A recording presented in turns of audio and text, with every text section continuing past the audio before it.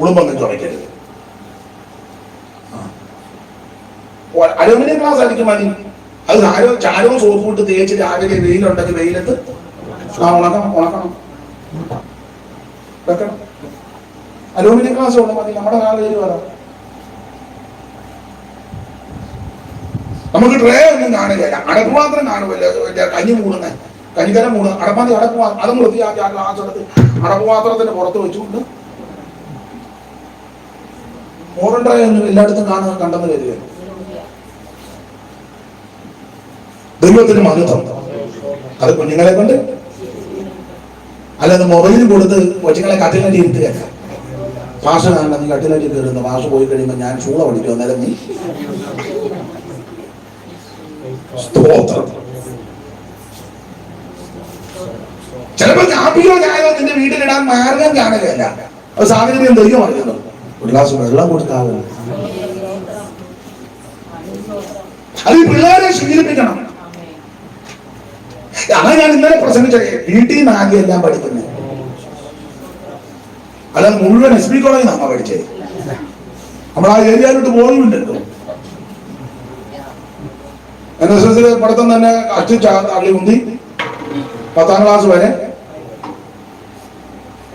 ഞാൻ പഠിക്കത്തില്ലായിരുന്നു. അധികം പഠിക്കാതിരുന്ന നന്നായി. അതുകൂടെ പഠിക്കുകയായിരുന്നെങ്കിൽ മനുഷ്യനെ ഭൂമി എന്നോട് എന്റെ മുഖത്ത് നോക്കിയാൻ പറഞ്ഞത്. അയ്യോ അധികം പഠിക്കാതിരുന്നത് അതുകൂടെങ്ങാനും പഠിക്കുകയായിരുന്നെങ്കിൽ മനുഷ്യനെ നീറ്റിൽ നിലയിലും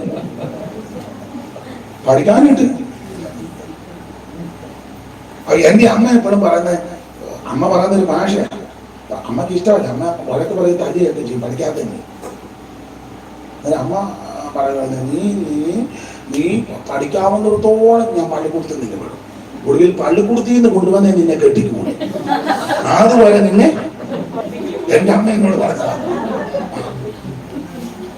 എന്ന് പറഞ്ഞാൽ നീ പഠിക്കാതിരിക്കാനൊന്നും നോക്കണ്ട.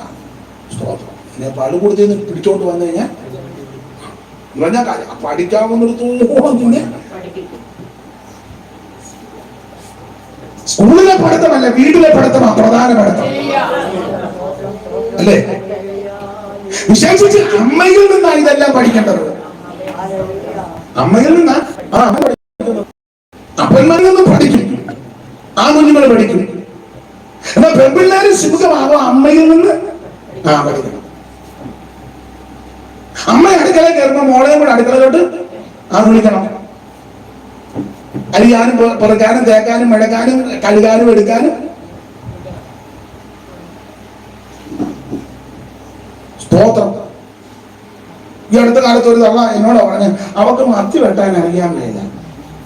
അവർക്ക് മത്തി വെട്ടാൻ അവക്കറിയത്തില്ല. ഞാൻ ചോദിച്ചു, വെട്ടി കറി വെക്കുന്ന മത്തി അവർക്ക് കഴിക്കാൻ അറിയാമോ? അവള് കോരിയിട്ട് ആവശ്യത്തിന്. നിങ്ങൾക്ക് മനസ്സിലാകുന്നില്ലേ?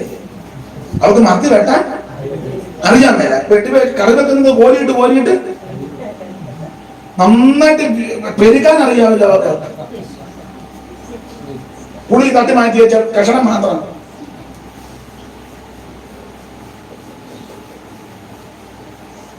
അല്ലെങ്കിൽ കോരിയിട്ട് കഴിച്ച കറച്ചട്ടി കഴിഞ്ഞ് നോക്കുമോ? അതുമില്ല. പുളിയും വെള്ളവും ചാറുമായിട്ട് അവിടെ കിടക്കുക. മിണ്ടുന്നില്ലല്ലോ ആരും. എന്റെ ഭാഷ തുടങ്ങിയപ്പോഴേ ഞങ്ങളുടെ നാവടച്ചു പോയി. വേണ്ടിയിട്ടും ഞാൻ ഇങ്ങോട്ട് വരണമെന്ന് വരെ ചിന്തിച്ചായി പോയിരിക്കുന്നത്. ഇന്നുകൊണ്ട് ഈ കോള് ഞാനതാ ഇപ്പൊ ചിന്തിച്ചുകൊണ്ടിരിക്കുന്നത്. ഇന്നുകൊണ്ട് ഈ കോള് ഞാൻ എന്നോട് അന്നേ ആൾക്കാർ പറഞ്ഞത് അങ്ങോട്ട് പോകരുതെന്ന്. അയാളെ നമ്മൾ ഉദ്ദേശിക്കുന്ന ആളെ എന്നാൽ ഞാൻ അവരോട് പറഞ്ഞു, നിങ്ങൾ ഉദ്ദേശിക്കുമ്പോഴല്ല ഞങ്ങൾക്ക് അറിയാം പുള്ളിക്ക് എന്ന് പറഞ്ഞ ഇങ്ങോട്ട് പറഞ്ഞോളൂ. ഇപ്പൊ താണ്ട പുള്ളിയുടെ തനിനിറം. സ്തോത്രം. അമ്മ അടുക്കള കയറുമ്പോ മോളെ കൂടെ വിളിക്കണം. പഠിപ്പിക്കണ്ടേ? നിങ്ങൾ നിങ്ങൾ അമ്മമാരല്ലേ, പഠിപ്പിക്കണം. കർത്താവ് വരാൻ താമസിച്ചാൽ ദൈവം അവർക്ക് ആയുസ്സും ആരോഗ്യം കൊടുത്താൽ ഇവരെ വിവാഹം ചെയ്തയക്കണം. അത് മാതാപിതാക്കളുടെ കർത്തവ്യമാണ്, കടമയാണ്. പിള്ളേര് പ്രായമായി കഴിഞ്ഞാൽ ഉത്തരവാദിത്വം വേണം. അല്ല കാക്ക ഒത്തിക്കൊണ്ട് പോകുമോ? അവൾ മിറ്റടിച്ചോണ്ട് കാക്ക വന്ന് ഒത്തിക്കൊണ്ട് അവളെ കാക്ക കൊത്തിക്കൊണ്ട് പോയാൽ ചിലവൊന്നും ഇല്ലല്ലോ. തേങ്ങാപ്പൂട് കാക്ക കൊത്തിക്കൊണ്ട് പോകില്ലേ, എന്തെങ്കിലും ചിലവുണ്ടോ? മിറ്റത്തിട്ടാ മതി.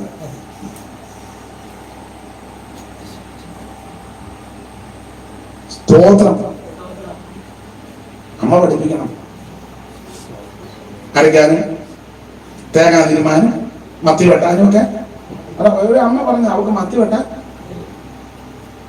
തിമിംഗലം വെട്ടാനല്ലല്ലോ അവളോട് പറഞ്ഞത്. ആണോ? ഈ ഒരു തിമിംഗലം വന്ന് കയറിട്ടുണ്ട്, വെട്ടിപ്പെട്ടെന്ന്.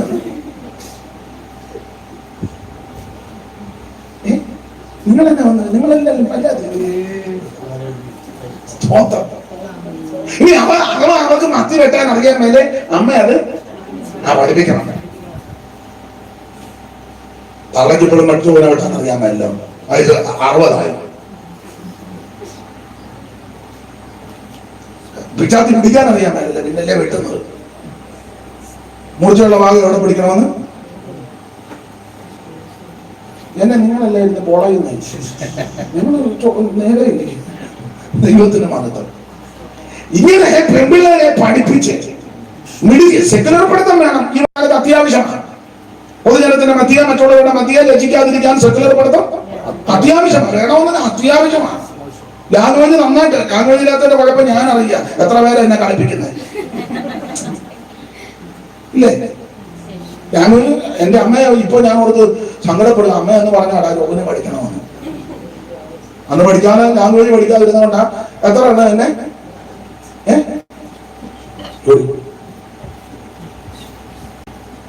സ്തോത്രം കളിപ്പിച്ചു സ്തോത്രം. അവിടെ പിള്ളേരെല്ലാം നന്നായിട്ട് പഠിച്ചോണം. ഈ സഭയിൽ വരുന്ന കുഞ്ഞുങ്ങൾ മാത്രമല്ല, ഓൺലൈനിൽ ഏതെങ്കിലും കുഞ്ഞുങ്ങൾ കേൾക്കുന്നുണ്ട്. സകല കുഞ്ഞുങ്ങളും അവൻ നന്നായിട്ട് പഠിച്ചോണം. അവിടെ ഞങ്ങളുടെ കൊച്ചാന്റെ മോള് ഷെറി പറഞ്ഞ പോലെ അവളോട് പറഞ്ഞു പഠിക്കാന്ന് പറഞ്ഞാൽ അവള് പറഞ്ഞു എനിക്ക് 10ാം ക്ലാസ് വരെ പഠിക്കാൻ മതി. അപ്പൊ അനിയൻ അങ്ങനെ പറഞ്ഞ എന്തായാലും പാപ്പ വലിയ പഠിത്തക്കാരൻ്റെ കൂടെ എന്നെ കെട്ടിച്ചു വിടുകയല്ലെന്ന് എനിക്ക് അറിയാം. അങ്ങേറ്റം അവൻ 10,000 രൂപ ആയിരിക്കും അവന് ശമ്പളം. അത് കണക്ക് കൂട്ടി എടുക്കാനുള്ള പഠിത്തം അവള് പറയും. 10,000 രൂപ അന്ന് പറഞ്ഞതാ. 10,000 രൂപ ശമ്പളം ഉള്ളതിന്റെ കൂടെ അങ്ങേയറ്റം പോയ എന്നെ 10,000 കണക്ക് കൂട്ടാൻ എനിക്ക് അത് മതിയെന്ന്. അങ്ങനെയുണ്ട് അവിടെ പഠിത്തം. ചിലപ്പോൾ അവിടെ ഓൺലൈനിൽ കണക്കാക്കാൻ. സ്തോത്രം. പിള്ളേരെല്ലാം നന്നായിട്ട് പഠിക്കണം. ആ പെൺപിള്ളേരും എല്ലാം നന്നായിട്ട് പഠിച്ചോണം. സ്തോത്രം. അതിനുപരി പെൺപിള്ളേര് അടുക്കളപ്പെടുത്താൻ പഠിക്കണം. അത്യാവശ്യം അടുക്കളപ്പെടുത്തം. മനസ്സിലായോ? അടുക്കളപ്പെടുത്തം പഠിച്ചില്ലെങ്കിൽ വലിയ ബുദ്ധിമുട്ടാണ്. തൂക്കാനും ആരാനും മെഴുകാനും കഴുകാനും കൊടുക്കാനും വാങ്ങാനും ഒക്കെ. കാപ്പി രാവിലെ ഇടുമ്പോ അമ്മ പറയണം, എടി അപ്പച്ചനോട് കാപ്പി കൊടുക്കാൻ പറയണം. പഠിപ്പിക്കണ്ടേ? പഠിപ്പിക്കണം. ആ ചൂടുവെള്ളം അവിടുത്തെ ബാത്റൂമിൽ വെച്ചു കൊടുക്കുക അമ്മച്ചിക്ക് കുളിക്കാൻ. ഇഞ്ച അല്ലെങ്കിൽ ഇഞ്ച ഇല്ലെങ്കിൽ വാഴയില ചെറുതായിട്ട് കീറി അമ്മച്ചിയുടെ പുറ വന്ന് പഠിക്കണം, പഠിപ്പിക്കണം. സ്തോത്രം. അമ്മച്ചിയുടെ ചട്ടയും കൊണ്ട് വേണ്ട കരുകിയിട്ടേക്കുന്ന മടക്കിക്കൊണ്ട് പാടി തേച്ച് വെച്ചേ. കൊച്ചു പിള്ളേരെ കൊണ്ട് ജയിപ്പിടിക്കണ്ടേ?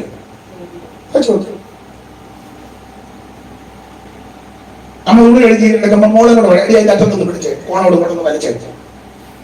പിള്ളേരെ പഠിപ്പിക്കണ്ടേ? മടക്കുമ്പോ പറഞ്ഞു കൊടുക്കണം, മടക്കാൻ പറയണം.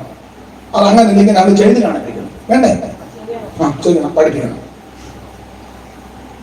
2-3 ദിവസം കഴിയുമ്പോൾ എടി അപേക്ഷിച്ചും തലയണക്ക് അവരുടെ അടുത്തുള്ള കഴിയണം, ഇതുകൊണ്ടൊന്ന് വിളിച്ചേക്ക്. പഠിപ്പിക്കണ്ടേ?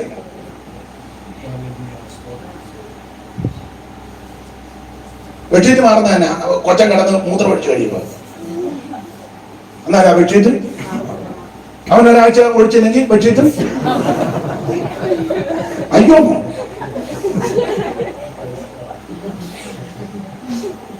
ഞാനെങ്ങനെ ഓപ്പണായിട്ടല്ല പറയുന്നത്, മറയൊന്നും വേണ്ട. സ്തോത്രം ചെയ്യണ്ടേ? വീട്ടിലായതെല്ലാം പഠിക്കുന്നത്. അവളെ ഇവാനിയോസിച്ചെല്ലുമ്പോ എല്ലാം പഠിച്ചോളൂ. അവിടെ അവർ കഴുതാന്നാണ് പഠിപ്പിക്കുന്നത്. അവിടെ തോരൻ വെക്കുന്നതാണ് ഇവാനിയോസ് പഠിപ്പിക്കുന്നത്. വീട്ടിലായതെല്ലാം പഠിക്കും. ഏറ്റവും വലിയ സർവകലാശാല വീടാണ്. അവിടെ നീ നല്ല മാർക്കോടെ ജയിച്ചാൽ എന്നും നീ പരാജയപ്പെടും. ആത്മീയപാഠം അവിടുന്നാണ് പഠിക്കുന്നത്, കുടുംബജീവിതം അവിടുന്നാണ് പഠിക്കുന്നത്, മറ്റുള്ളവർ ഇടപെടാനുള്ള അതും വീട്ടിൽ നിന്നാണ് പഠിക്കുന്നത്. എല്ലാം വീടാ ഏറ്റവും വലിയ സർവകലാശാല. ഇവിടെ പഠിച്ചു മിടുക്കിയായാൽ മിടുക്കനായാൽ ഒരു പരാജയവും. ഈ ഇന്നാളെ ഒരാൾ പറഞ്ഞു, ഞാൻ ലൈവ് ഉള്ളത് കൊണ്ട് അങ്ങനെ പറയാനൊക്കത്തില്ല, എന്നാലും ഒന്ന് പറയാം. ഒരു സാറ് പറഞ്ഞു, ഇംഗ്ലീഷ് മീഡിയത്തിൽ പഠിക്കുന്ന പിള്ളേരും മലയാളം മീഡിയത്തിൽ പഠിക്കുന്ന പിള്ളേരും, അതിന് പുള്ളി ഒരു ഉദാഹരണം പറഞ്ഞതാണ്. അദ്ദേഹം പറഞ്ഞ ഉദാഹരണമാണ്. ഇംഗ്ലീഷ് മീഡിയത്തിലെല്ലാം വേറെ രീതി, ഡ്രസ്സിങ് ആണെങ്കിലും സംസാരമാണെങ്കിലും എല്ലാം. അപ്പൊ ഇംഗ്ലീഷ് മീഡിയത്തിൽ പഠിക്കുന്ന പിള്ളേരുടെ ഒരിക്കലും പട്ടി ഓടിച്ചെന്ന് കയറി ക്ലാസ് പോയി. കൊച്ചുമണി ആദ്യം ബസ് കയറി ആ നില വിളിച്ച് പുള്ളി പറഞ്ഞതാണ്, കൊച്ചുമണി വെപ്രാളമായി പോയി. ഒരു പാട്ട് ഓർക്കാപ്പുറത്തിന് പട്ടി കയറി കൊച്ചുമണി വെപ്രാളം പോയിട്ട് പോയി. ടൈം പോയിട്ട് എല്ലാം കെട്ടി പിള്ളേർ നിൽക്കില്ലേ കൊച്ചുമണി. ഉദാഹരണം. ഇതുപോലെ മലയാളം മീഡിയത്തിൽ പഠിച്ച ഒരു ക്ലാസ്സിലോട്ടൊരു പാട്ടി കൊച്ചുങ്ങൾ ചെറുപ്പൂരി കാട്ടുകൾ കയറി പാട്ടിയുടെ കുറെ പാട്ടി മനസ്സിലായ പ്രാക്ടിക്കൽ. മറ്റേ തിയറിയേ ഉള്ളൂ, മറ്റേ തിയറിയാ. ഇത് മനസ്സിലായ മലയാളം മീഡിയത്തിലുള്ള പാട്ടി കയറി ചിലപ്പോ കൊച്ചുങ്ങൾ ചെറുപ്പൂരി എറിഞ്ഞ് പാട്ടിയുടെ പുറകെ കാട്ടാക്കത്തിന് പാട്ടി ജീവനും കൊണ്ട് ആ ഏരിയയിലോട്ട് പിന്നെ പട്ടി വന്നിട്ടില്ല. എല്ലാം പ്രാക്ടിക്കലായിട്ട് ചെയ്യണം. ഈ ആത്മീയം മാത്രം പറഞ്ഞുകൊണ്ട് ഇരുന്നുകൊണ്ട് കാര്യമൊന്നും ആയില്ല. ആത്മീയത്തിന് ആ പ്രഥമ സ്ഥാനം. പക്ഷെ നമ്മൾ ചെയ്യേണ്ട ചില കർത്തവ്യങ്ങളും കർമ്മങ്ങളുണ്ട്, അത് ചെയ്തേ ഉള്ളൂ. മാതാപിതാക്കളെ ശുശ്രൂഷിക്കണം, അത് പ്രാർത്ഥിച്ചാൽ മാത്രം നടക്കുകയല്ല, വീട്ടിൽ ചെയ്യുന്ന കാര്യമാണ്. പ്രായമുള്ള അപ്പനുണ്ട്, കഞ്ഞി ചൂടാകുമ്പോൾ അത് ചൂടോടെ കൊണ്ട് കൊടുക്കണം, വേണ്ടേ? കൊണ്ട് കൊടുക്കണം. ആദ്യം അവർക്ക് കൊടുക്കണം പരിഗണന. കുഞ്ഞുങ്ങൾക്കും പ്രായമുള്ളവർക്കും പരിഗണന കൊടുക്കും. അവർക്ക് രണ്ട് വീട്ടിൽ സ്വഭാവം ഒരുപോലെ ചൂടോടെ അവർക്ക് കൊടുക്കണം. അനിച്ചക്കഞ്ഞി പോലും തളക്ക് കൊടുക്കുകയും ചെയ്യരുത്. പെട്ടെന്ന് കുടിക്കാൻ എനിക്ക് യോജന പോകേണ്ടതാണ്. അവർ ഒരു വായിൽ ഒഴിച്ച് തൊണ്ടയും കൊള്ളു, പിന്നെ 3 ആഴ്ചയ്ക്ക് കൊടുക്കുകയും വേണ്ടല്ലോ. മനസ്സിലാകുന്നുണ്ടോ? ഇതൊക്കെ ചെയ്യുന്നു. ഇത് ചെയ്തേച്ച് പ്രാർത്ഥിക്കണം, അത് ചെയ്തേച്ച് ആത്മാവിലാണ്, ഇത് ചെയ്തേച്ച് സ്തോത്രം പറയണം. ഇത് നമ്മളൊന്നും ചെയ്യത്തില്ല, എല്ലാം സ്തോത്രത്തിനത്തൂടെ ചെയ്യുക. അതെ, ഇടയ്ക്ക് കയറി ഇത്രയും പറഞ്ഞതേ ഉള്ളൂ, അത് ആ ഭാഗം അങ്ങ് വിടുക. ദൈവത്തിന് മഹത്വം. അപ്പൊ ശ്രദ്ധിക്കുക, മോശയുടെ കൈക്ക് വെള്ളം ഒഴിച്ച ശുശ്രൂഷകനാകുന്ന യോശുവയെ പടകളത്തിലോട്ട് വിട്ടു. എന്നിട്ട് മോശ അഹരോനെയും ഹൂറിനെയും കൂട്ടി ദൈവത്തിന്റെ വടിയും എടുത്ത് കുന്നുകളിൽ കയറി. എന്തിനെന്ന് ചോദിച്ചാൽ പ്രാർത്ഥനയ്ക്ക് മുടങ്ങാനും മടക്കാൻ. അഹരോൻ മോശയുടെ ജ്യേഷ്ഠനാ, 3 വയസ്സിന് മൂത്തന. ഈ ഹൂറിനെ പറ്റി പറയുന്നത് മോശയുടെ പെങ്ങൾ മിരിയാമിന്റെ ഭർത്താവായിരുന്നെന്ന്. എന്ന് പറഞ്ഞാൽ മോശയുടെ അളിയൻ. അപ്പൊ മോശ ഈ അമാലിലേക്ക് യുദ്ധത്തിന് വന്നപ്പോൾ മോശയ്ക്ക് മനസ്സിലായി, അമാലിലേക്ക് തകരണമെങ്കിൽ പ്രാർത്ഥന ആവശ്യമാണ്. യോശുവയെ പടക്കളത്തിൽ വിട്ടേച്ച് അഹരോൻ ജ്യേഷ്ഠൻ, ഹൂർ അളിയനെ ചേട്ടനെ കൂട്ടിക്കൊണ്ട് ദൈവത്തിന്റെ വടിയും എടുത്ത് മോശ കുന്നുകളിൽ കയറി. എന്തിനാന്ന് വെച്ചാൽ പ്രാർത്ഥനയ്ക്ക് മുടങ്ങാൻ മടങ്ങാൻ. മോശയ്ക്ക് ഒരു കാര്യം പിടികിട്ടി, ഈ ജഡത്തിന്റെ ശക്തി, അമാലിന്റെയൊക്കെ ശക്തി തകരണമെങ്കിൽ പ്രാർത്ഥന ആവശ്യമാണ്. എന്നെ കേൾക്കുന്ന ദൈവമക്കളോട് പറയട്ടെ, നിന്റെ ആത്മീയത്തെ കാർന്നു നിന്നുന്ന ആത്മീയത്തെ നശിപ്പിക്കുവാൻ നോക്കുന്ന ഈ ശക്തികൾ പൊന്തി പൊന്തി വരുമ്പോൾ ചെയ്യേണ്ട കാര്യം പ്രാർത്ഥനയാണ്. പ്രാർത്ഥന മുടങ്ങരുത്, പ്രാർത്ഥന മുടങ്ങരുത്. അത് ക്രൈസ്തവ രഹസ്യ പ്രാർത്ഥനയ്ക്ക് ഭംഗമുണ്ടാക്കരുത്. ഈ പരസ്യ പ്രാർത്ഥനയെക്കാളും കുറച്ചുകൂടെ സ്ട്രോങ് രഹസ്യ പ്രാർത്ഥന. നമ്മളിപ്പോ സമയമായിട്ട് പ്രാർത്ഥിക്കുന്നുണ്ട്, പക്ഷെ കൂട്ടമായിട്ടുള്ള പ്രാർത്ഥന അത് നല്ലതാ. അതിനുപരി ഒറ്റയ്ക്കിരുന്ന്, അതാ ഭയങ്കര എഫക്റ്റ്. ഒറ്റയ്ക്കിരുന്ന് പ്രാർത്ഥിക്കുന്നു. ഈ ഒറ്റയ്ക്കിരുന്ന് പ്രാർത്ഥിക്കാത്തവരാ പ്രാർത്ഥിക്കാൻ സമയം കൊടുക്കുമ്പോൾ മുഴുവൻ വിഷയവും വലിച്ചു വാരി ഒരു വിഷയം പറയുമ്പോൾ അവർ 9 വിഷയം അതിനോട് കണക്ട് ചെയ്ത് അന്നേരം മനസ്സിലാക്കി വീട്ടിൽ പാട്ടും പ്രാർത്ഥനയും ഒന്നും ഉള്ള എനവേ വീട്ടിൽ പ്രാർത്ഥിച്ചു രാവിലെ എല്ലാം പ്രാർത്ഥിച്ചതല്ലേ. പിന്നെ ഇവിടെ പൊതുവെ പറയുന്ന വിഷയം പ്രാർത്ഥിച്ചാൽ മതിയില്ല, മറ്റേതെല്ലാം പ്രാർത്ഥിച്ചാൽ മതി. ഇതൊന്നും പ്രാർത്ഥിക്കാത്തവരാ സമയമാകുമ്പോ പണ്ട് മത്തായിച്ചൻ പറയുമ്പോൾ ബ്രേക്ക് ഇല്ലാത്ത സൈക്കിളെ ഇറക്കത്തിൽ പോകും പോലെ, ബ്രേക്കും ഇല്ല, നല്ല കുത്തറപ്പ്. എന്താ ചെയ്യും? എവിടെയെങ്കിലും ഇടിച്ചു നിൽക്കുകയല്ലാതെ. സ്തോത്രം. മിക്കവാറും വെട്ടുകൂടി പോകാന് സ്തോത്രം. ശരിക്കും പ്രാർത്ഥിക്കണം. അപ്പൊ ശ്രദ്ധിക്കുക, മോശയ്ക്ക് മനസ്സിലായി ഈ അമേലിലേക്ക് ഒതുങ്ങണമെങ്കിൽ പ്രാർത്ഥന ആവശ്യമാണ്. ഈ അഹരോനെ കൂറിനെ കൂട്ടി ദൈവത്തിന്റെ വടിയുമെടുത്ത് കുന്നുമ്മകളിൽ കയറി. എന്റെ ചിന്തയെ പറഞ്ഞ ഭാഗം എടുക്കാൻ മോശ ആദ്യം കുറെ നേരം പ്രാർത്ഥിച്ചിട്ടൊന്നും അമാലിലേക്ക് ഒതുങ്ങുന്നില്ല. മോശയ്ക്ക് മനസ്സിലായി മയപ്രാർത്ഥന കൊണ്ട് പരിപാടി നടക്കത്തില്ല. നാം ആ ഭാഗം പഠിക്കുമ്പോൾ മോശ കരങ്ങൾ ഉയർത്തി പ്രാർത്ഥിച്ചു. മോശയ്ക്ക് മനസ്സിലായി കരങ്ങൾ ഉയർത്തി പോരാടി പ്രാർത്ഥിക്കണം. അവിടെ വായിക്കുന്നത് മോശയുടെ കൈ ഉയർന്നപ്പോൾ ഇസ്രായേൽ, ഒറ്റവാക്കി പറയാ, വിശുദ്ധന്മാർ എവിടെ കരമുയർത്തി പ്രാർത്ഥിക്കും അവിടെ ജയമുണ്ട്. നിന്റെ കുടുംബത്തിന്റെ പ്രശ്നം പരിഹരിക്കണമെങ്കിൽ കുടുംബത്തിൽ അവൻ പ്രാർത്ഥന ശക്തമാണ്. സഭകൾക്കകത്തുള്ള പ്രശ്നം പരിഹരിക്കണമെങ്കിൽ സഭക്കകത്ത് പ്രാർത്ഥന ശക്തമാണ്. ദേശത്തെ വിഷയങ്ങൾക്ക് വീട്ടുപോക്ക് വരണമെങ്കിൽ ദേശത്തെ കരമുയർത്തി പ്രാർത്ഥിക്കുന്ന ചിലർ എഴുന്നേൽക്കണം. നിന്റെ വ്യക്തിപരമായ ജീവിതത്തിലെ പ്രശ്നങ്ങൾക്ക് പരിഹാരം വരണമെങ്കിൽ നീ വ്യക്തിപരമായിട്ട് നിന്ന് പ്രാർത്ഥിക്കണം. അതാരും അറിയുകയും ചെയ്യരുത്. ഒരു കുഞ്ഞുങ്ങള് അല്ലാതെ ഉറങ്ങി കിടക്കുന്നവരെ എല്ലാം കൂടെ ഉണർത്തി ആറുവാ വെച്ച് അവരുടെ ഉറക്കവും കെടുത്തി. മനസ്സിലാകുന്നില്ല, ആരും അറിയരുത്. മനസ്സിലാകുന്നുണ്ടോ? ഈ രൂത്ത് ബോവസിന്റെ അടുക്കൽ രാത്രി വന്നു. അമ്മായി പറഞ്ഞു, മോളെ ഇന്ന് നീ വയലോട്ട് പോകണം. ബോവസിന്റെ രാത്രി കളത്തിൽ യവം കൂച്ചുന്നുണ്ട്, നീ കുളിച്ച് വസ്ത്രം മാറി തൈലം പൂശി വീടും വൃത്തിയായിട്ട് ചെല്ലണം. അതൊക്കെയാ പറഞ്ഞത്. ഈ ആരാധനയ്ക്ക് വരുമ്പോഴാണ് വീടും വൃത്തിയില്ല. മനസ്സിലാകുന്നുണ്ടോ?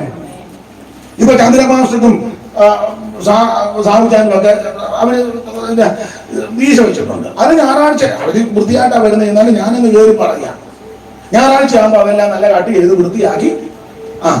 ചിലതിന്റെ താടി കണ്ടാൽ നമുക്ക് വെള്ളം പോലും കുടിക്കാൻ തോന്നുകയില്ല. കൂറ താടിയായിട്ട് ഉണങ്ങിയ ചകിരിയിരിക്കും പോലെ. ചിലപ്പോ തോന്നുന്നു തീ വെച്ചാൽ വന്നിരിക്കുക. മിക്കവാറും ലൈറ്ററുമായിട്ട് പോകുന്നതായിരിക്കും. കണ്ണടച്ചിരിക്കുമ്പോൾ അഴിച്ചിട്ടങ്ങ് പോയത് കയറി പിടിച്ചോ. ഞാൻ പെന്തിക്കോസ്തുകാരുടെ കാര്യം പറയാൻ, വിശേഷിച്ച് ആരാധനയ്ക്ക് എടുത്ത കാര്യം. മീശ വെക്കാതിരിക്കുന്ന കുറച്ചുകൂടെ നല്ലത്. ഇനി അങ്ങനെ വാക്യം ഉണ്ടോ മാസ്റ്റർ, വാക്യം കാണിച്ചു ഇയാളിന്ന് പോയാൽ മതി. ഞാൻ പറയും അത് വെക്കുന്നുണ്ടെങ്കിൽ അത് വൃത്തിയായിരിക്കും. ആൺപിള്ളേര് മുടി വെട്ടുന്നത് വൃത്തിയായിട്ട് വെട്ടിക്കണം. കപ്രോ സഭ വരുന്നവരുടെ തിരുവല്ല കപ്രോ സഭയിൽ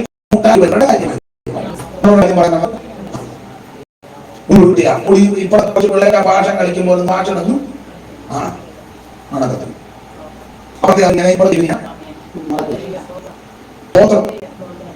കൊച്ചു പെൺപിള്ളേരും അങ്ങനെ തന്നെ ആയിരിക്കണം.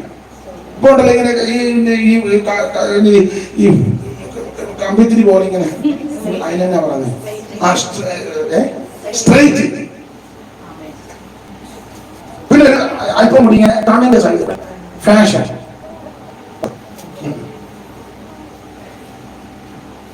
അതുപോലെ വസ്ത്രം ധരിക്കുമ്പോൾ യോഗ്യമായ വസ്ത്രം ധരിച്ചോണം. ഒരു 10 വയസ്സല്ല, കൊച്ചു പെൺപിള്ളേരെ അങ്ങനെ ശീലിപ്പിച്ചെടുക്കണം. കൈ മൊത്തം കാണിക്കുന്ന വസ്ത്രമൊന്നും ഇട്ടോണ്ട് ആരാധനയ്ക്ക് വരരുത്. പിന്നെ അവള് കൊച്ചായി വളർന്നു വരുന്നത് 2 കൊല്ലം ഒന്ന് വരുത്തിക്ക് തീറ്റ കൊടുത്ത് അവള് കൊച്ചമ്മേക്കാരും കൊടുക്കും. ഇന്നലെ കൊച്ചു മനസ്സിലായോ?